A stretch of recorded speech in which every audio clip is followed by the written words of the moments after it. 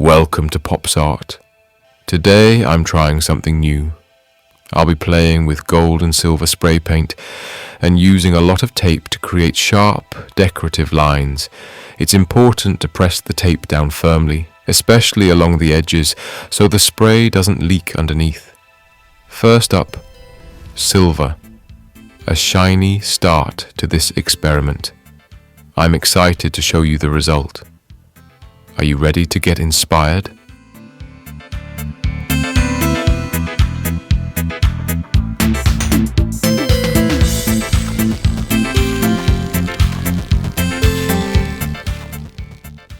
Make sure to remove the tape immediately after spraying. That's when the lines stay crisp. I've speeded things up a little here, just to keep the flow going.